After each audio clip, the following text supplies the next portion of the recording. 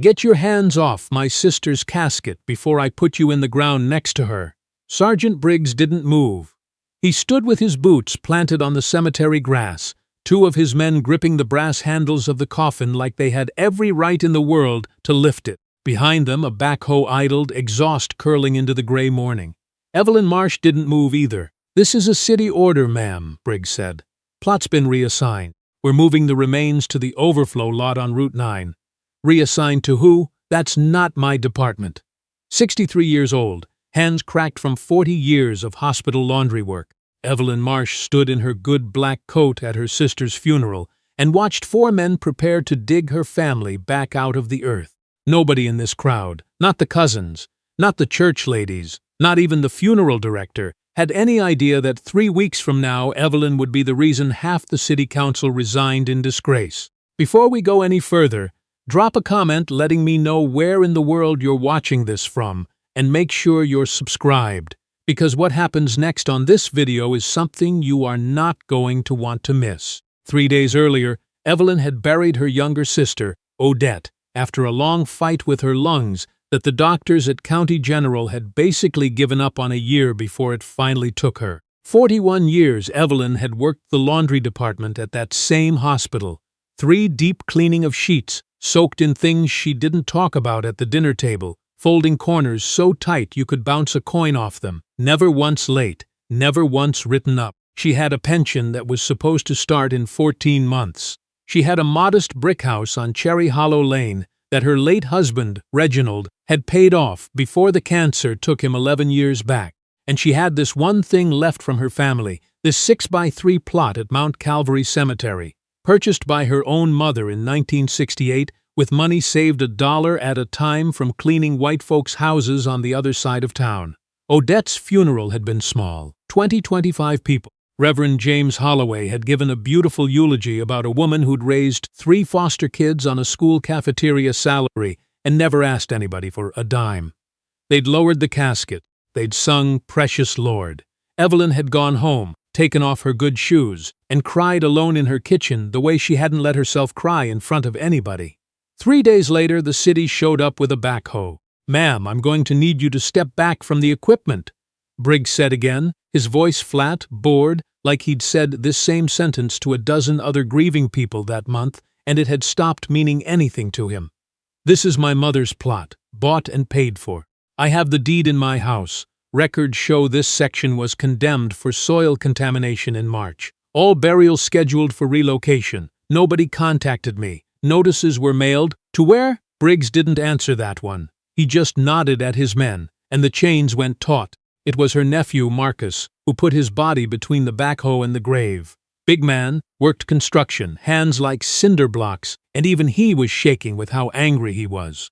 "You are not touching my aunt's grave today," Marcus said. "Son, I will have you removed. Try it." What none of them knew, not Briggs, not his men, not the cemetery groundskeeper standing off to the side pretending he had somewhere else to be, was that Evelyn Marsh's late husband, Reginald, had not been some ordinary man. For 22 years before the cancer, Reginald Marsh had been an Army Master Sergeant, and Evelyn had spent half her marriage following him through 3 combat tours, learning, almost by accident, how the machinery of bureaucracy actually worked. She knew how to read a deed.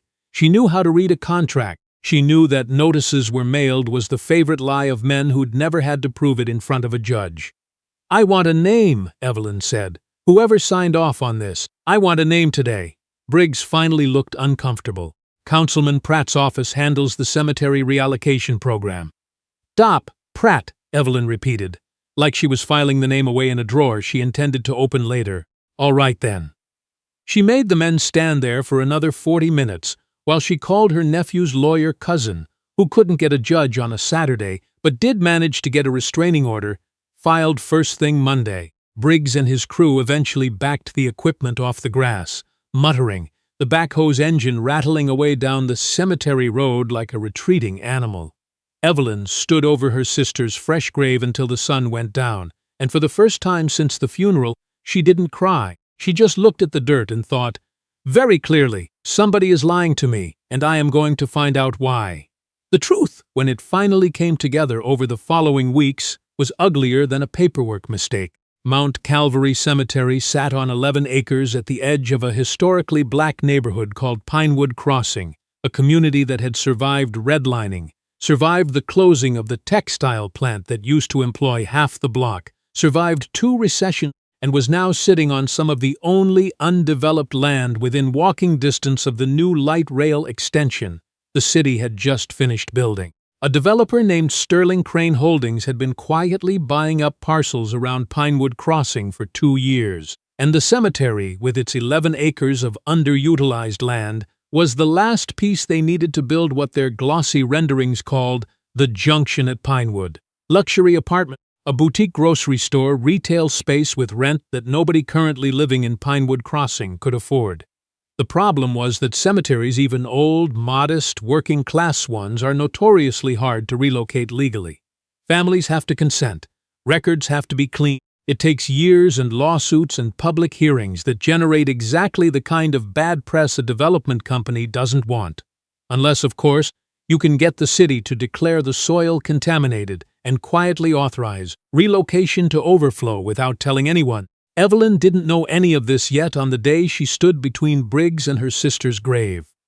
What she knew was that something didn't smell right, and she had spent 41 years cleaning up other people's messes, so she figured she could clean up one more. She started with the deed, drove it down to the county clerk's office herself, stood in line for 90 minutes, and asked the clerk to pull every record connected to Mount Calvary's soil contamination designation. The clerk, a tired young woman named Priya Anand who'd clearly seen this particular runaround before, gave Evelyn a look that said more than words could.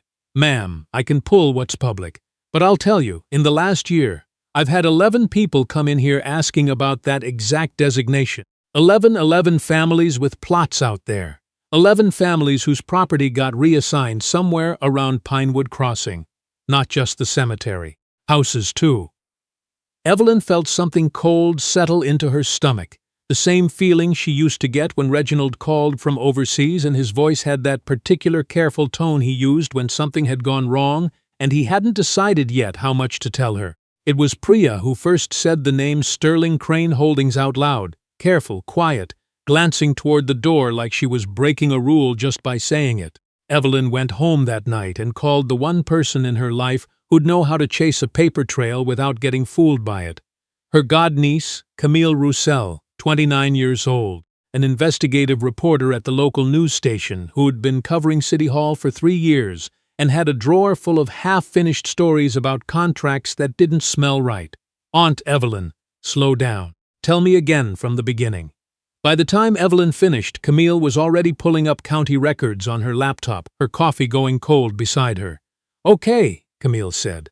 "I need everything you have. The deed, any notices, anything mailed to you, anything at all. And don't talk to Councilman Pratt's office again without me there." What followed was 6 weeks that Evelyn would later describe to her church group as the hardest and most alive she'd felt since Reginald died. She and Camille built a case the way Reginald used to build an after-action report, methodically, one verified fact stacked on another. They found that the soil contamination report had been filed by an environmental consulting firm that, according to state business filings, had been incorporated 4 months earlier by a man named Desmond Crane, who happened to share a last name and, it turned out, a household with the CEO of Sterling Crane Holdings. They found that the only soil sample ever taken from Mount Calvary had been collected from a parking lot 200 yards outside the cemetery's actual boundary. They found that Councilman Wendell Pratt had received $11,000 in consulting fees from a shell company called Crossing Capital Partners, routed after 3 layers of LLCs straight back to Sterling Crane. And they found something else, something that made Camille go very quiet at her desk one Tuesday night. A list of 11 families whose properties, not just plots but homes, had been condemned, reassigned, or quietly bought out under suspicious circumstances over the past 14 months, all within 4 blocks of Mount Calvary Cemetery. All 11 families were black.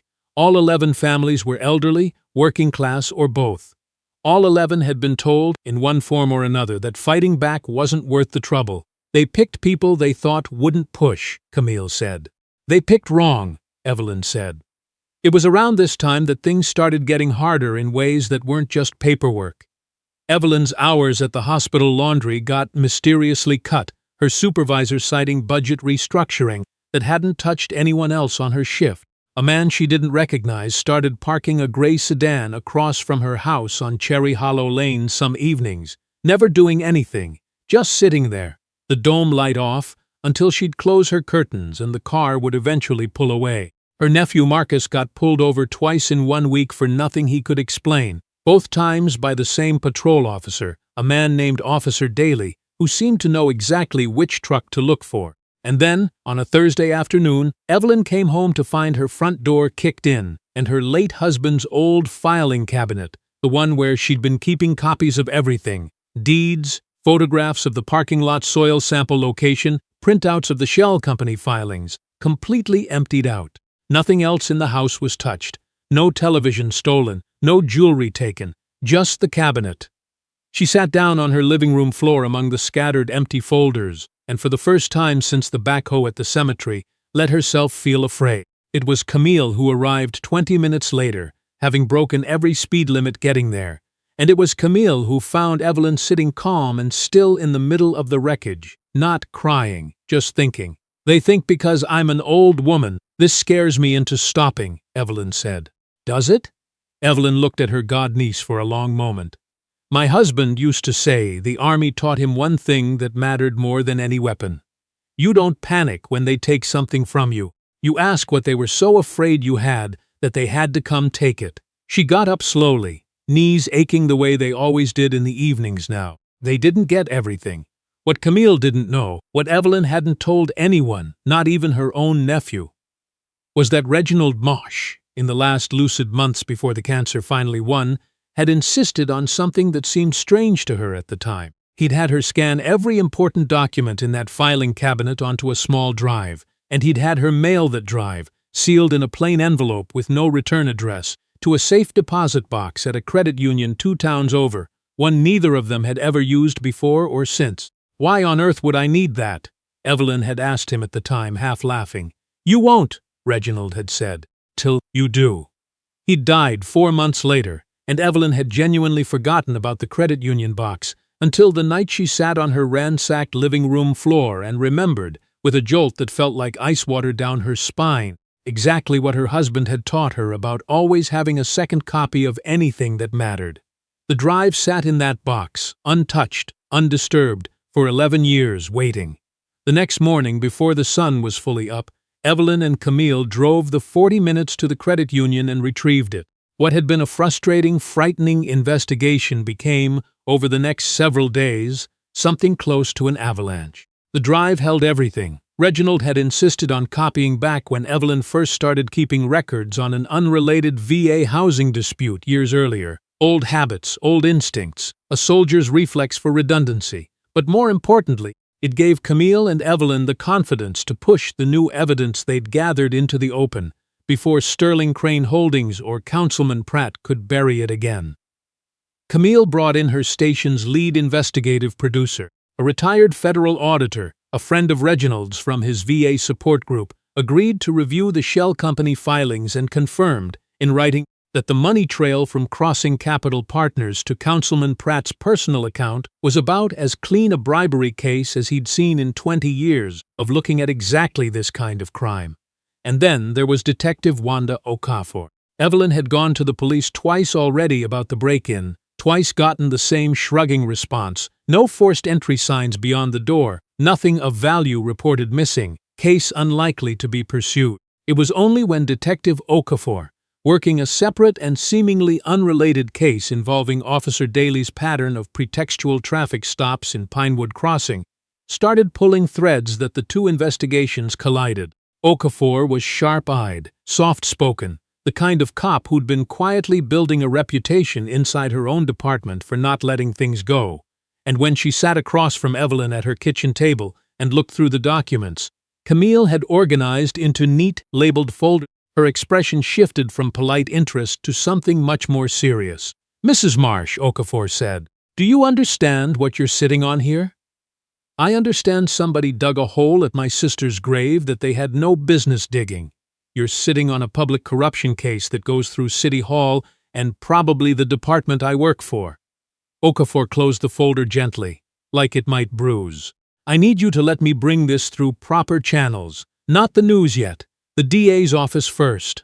If Sterling Crane finds out this is about to become criminal instead of just embarrassing, they will burn every piece of paper they can find, and they already tried that once at your house." Evelyn looked at Camille. Camille, every reporter's instinct screaming at her to run the story now, nodded slowly. "Okay," Evelyn said, "but Odette doesn't go back in that overflow lot while we wait. I want that in writing too."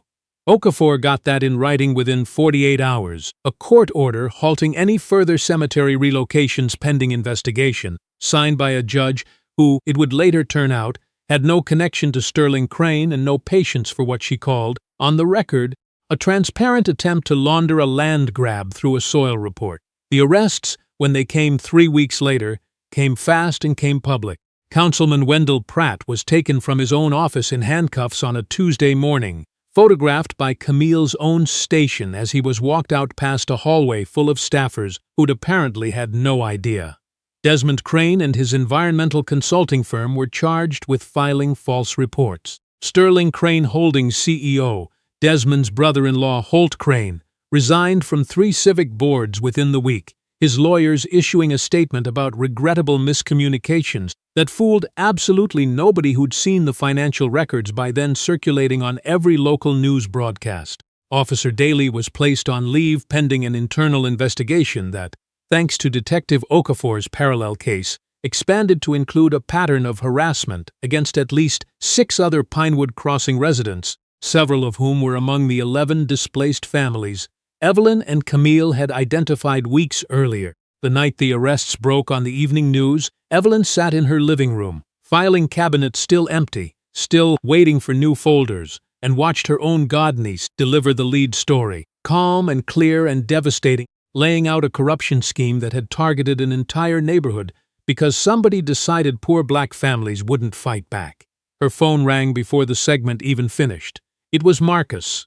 "Aunt Evelyn, you did this." "We did this," she corrected him. "Don't you forget Camille, and don't you forget your Uncle Reginald, God rest him, because that man knew something about backup plans that saved every single one of us." The legal fallout took the better part of a year to fully resolve. Pratt eventually pled guilty to bribery and fraud charges rather than face trial, accepting a sentence that stripped him of his pension and barred him permanently from public office.